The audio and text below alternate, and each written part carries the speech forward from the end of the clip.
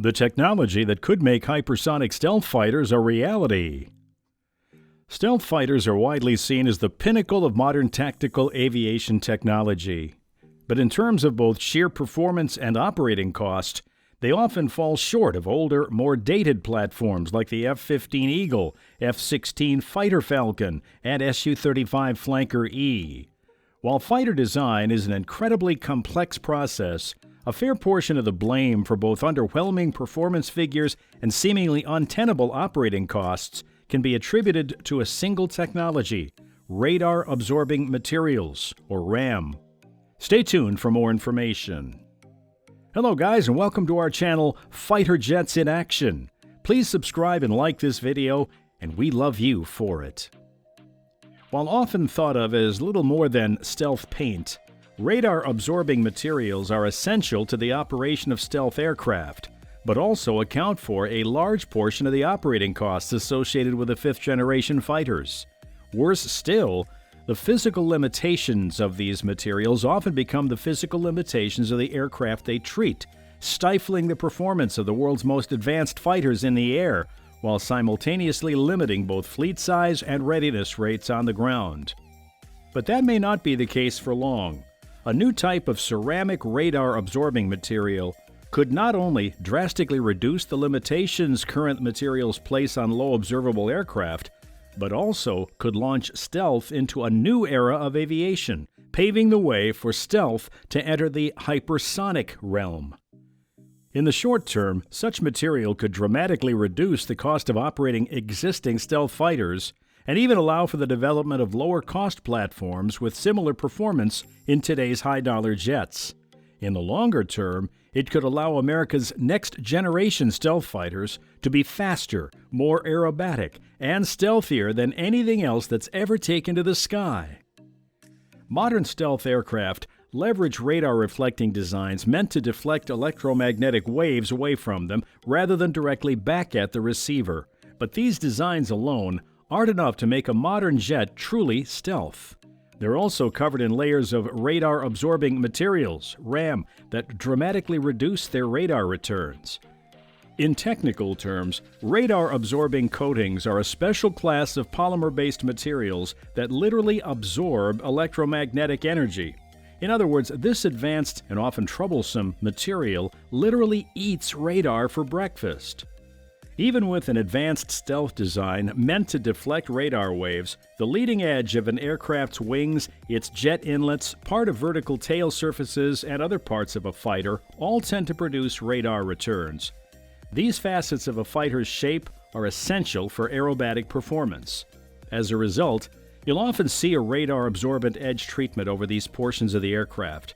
More radar-absorbent material is often incorporated into a honeycomb or similar structure inside the turbofan intakes for the same reason. The RAM used by modern American fighters is incredibly important, as it's been rated to absorb upwards of 70 to 80% of inbound electromagnetic energy. But it's also expensive and time-consuming to maintain, part of the immense expense associated with maintaining the F-22 and F-35. In 2005, the world's first stealth fighter, the F-22 Raptor, entered service, ushering in a new era in tactical aviation and serving as the basis for an entirely new generation of fighter aircraft, now known as the fifth generation of fighters. In the 17 years since, only 3 more operational aircraft have earned a place within this elite fraternity of fighters, with just a handful more in development.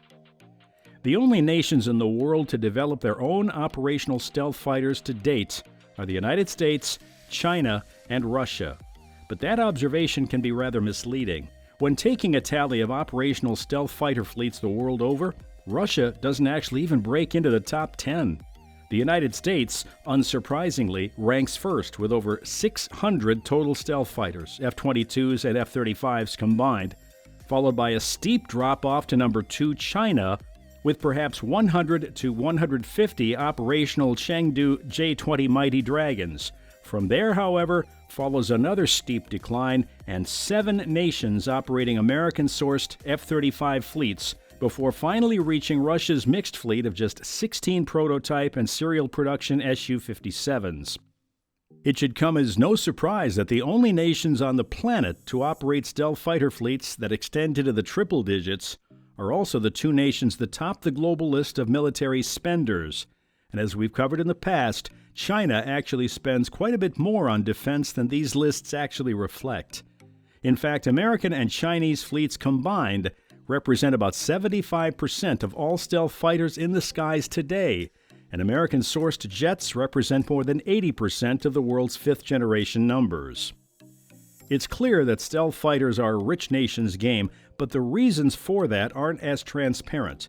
With F-35A purchase costs now dipping below the price tag on modernized F-15s, it would seem that it's never been cheaper to fly into the stealth era. But the truth is, acquisition isn't the biggest financial hurdle for aspiring air forces. Sustainment is. The Pentagon intends to procure a total of 2,500 F-35s by the end of the program, which represents about $400 billion. But operating those fighters throughout their service lives is projected to cost 3 times as much, currently estimated by the Government Accounting Office at $1.27 trillion. In 2020 figures, it cost approximately $7.8 million per year to operate each F-35A, with higher figures associated with the more specialized B and C variants. And a sizable portion of that annual expense comes down to repairing, maintaining, or replacing the radar-absorbing materials coating these aircraft. The application and maintenance of radar-absorbing materials isn't just a sizable portion of the expense associated with operating stealth fighters. It often creates very real physical limitations for stealth fighters as well. The radar-absorbing materials leveraged by today's stealth fighters are very good at absorbing inbound electromagnetic energy, but they're not particularly good at surviving the rigors of combat aviation. Today's RAM begins to break down at temperatures that exceed 250 degrees Celsius, or about 480 degrees Fahrenheit. This becomes a significant issue for tactical aircraft that travel at supersonic speeds, where the combination of friction and air pressure on the leading edge of the wings and in portions of the tail surfaces can often exceed the temperature limits of the material. It's also a problem for body panels located at the rear of the aircraft near the jet's exhaust. As a result, stealth fighters are designed in a way that's meant to mitigate friction on these leading edges, which can compromise the aircraft's aerobatic performance. But to make matters worse, these accommodations for RAM aren't always effective. In 2011, the F-35B and F-35C vertical landing and carrier-capable variants respectively were subjected to flutter tests, or tests to assess the aircraft's structural behavior under aerodynamic loads. These aircraft are rated for a top speed of Mach 1.6, but they were tested at slightly lower and more realistic velocities. The results, nonetheless, were troubling. After sustained flight at Mach 1.3, the F-35B showed bubbling and blistering of the ram applied to both sides of the jet's horizontal tail surfaces and tail boom, or where the vertical tail surfaces connect to the fighter. The F-35C fared even worse, with thermal damage that actually compromised the structural integrity of both the horizontal and vertical tail surfaces found after sustained flight at Mach 1.4. As a result, both aircraft are now limited to speeds of Mach 1.2 or lower, and are only able to sustain these speeds for less than a minute before the risk of damage to the aircraft becomes too great. This isn't just an issue for the F-35. In fact, the F-35 is less resilient on these radar-absorbing materials than many other stealth fighters, including the F-22, thanks to the extensive use of radar-absorbing polymer materials in the aircraft's composite structure itself. In other words, aircraft with less advanced material science in their construction, including the J-20 and Su-57, are likely more susceptible to these problems. This also means that radar-absorbing materials considered essential for modern stealth operations cannot be leveraged by hypersonic weapons or aircraft, which can regularly reach temperatures as high as 1,800 degrees Fahrenheit in flight. But temperature isn't the only issue with modern radar-absorbing materials. They're also sensitive to exposure to salt, moisture, and other abrasive materials. Salt and moisture, of course, are incredibly common for aircraft like the F-35B and C, both of which frequently operate from ships. Other abrasive materials like sand are also incredibly common in war zones.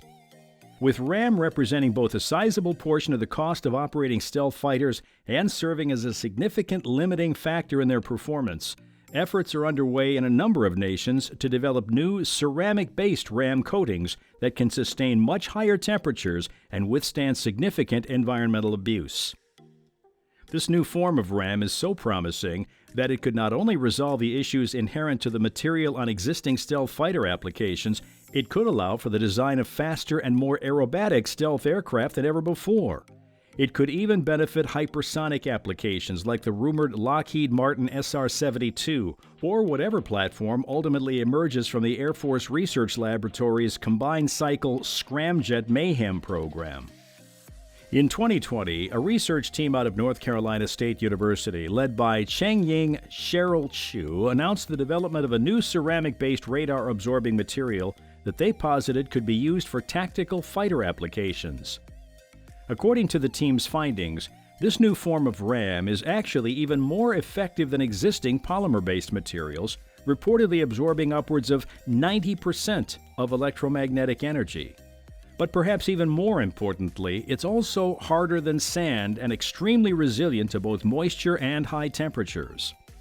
Existing RAM begins to break down at approximately 480 degrees Fahrenheit, but Chu's ceramic-based material can withstand temperatures as high as 3,200 degrees, which is more than enough to sustain flight not only at supersonic speeds, but at hypersonic ones in excess of Mach 6. Applying this ceramic-based RAM is a fairly simple process. A liquid ceramic precursor is sprayed onto the aircraft and left exposed to the ambient air.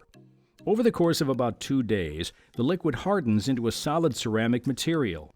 This is about the same as the required cure times for existing polymer-based RAM treatments, but ceramic RAM could be applied far less frequently because of its inherent strength, drastically reducing operating costs. Chu's work is substantiated by previous findings from studies conducted at other nations.